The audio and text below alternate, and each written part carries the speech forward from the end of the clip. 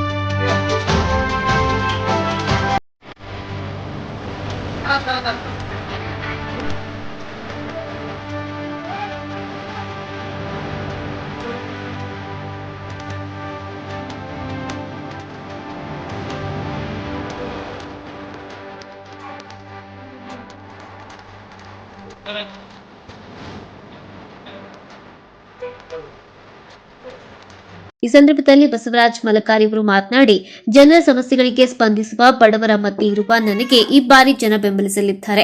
ರಾಷ್ಟ್ರೀಯ ಪಕ್ಷಗಳ ವರ್ತನೆಗೆ ಜನ ಬೆಸೆದಿದ್ದಾರೆ ಎಂದರು. ನಾವು ಹೆಮ್ಮೆ ಪಟ್ಟೇವ್ರಿ. ಬಹಳ ದಿವಸದಿಂದ ಅವರು ಕೆಲಸಗಾರ ಅದಾರ. ಈಗ ರೈತರ ಬಗ್ಗೆ ಅಂತೂ ಬಹಳ ಅವ್ರ ಹೆಮ್ಮೆ ಪಡ್ತಾರ.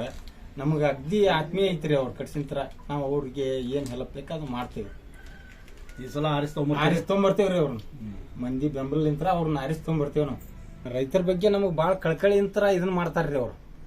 ಬಾಳ ಹೆಮ್ಮೆದಿಂತ್ರ ಅಗ್ದಿ ಜವಾಬ್ದಾರಿಂತ್ರ ತಗೊಂಡ್ ಇದನ್ನ ಮಾಡ್ತಾರ ಅವ್ರು. ಅದ್ರ ಬಗ್ಗೆ ನಾವು ಇದೈತಿ ಅವ್ರ ಅಭಿಮಾನಿಂತ್ರ ನಾವು ಕೆಲಸ ಮಾಡಿಕೊಡ್ತೇವೆ. ಅವ್ರಿಗೆ ಮಾಡ್ತಾರ. ಅವರು ನಮಗ ಏನ್ ಹೆಲ್ಪ್ ಬೇಕಂದ್ರೆ ಮಾಡ್ತಾರ.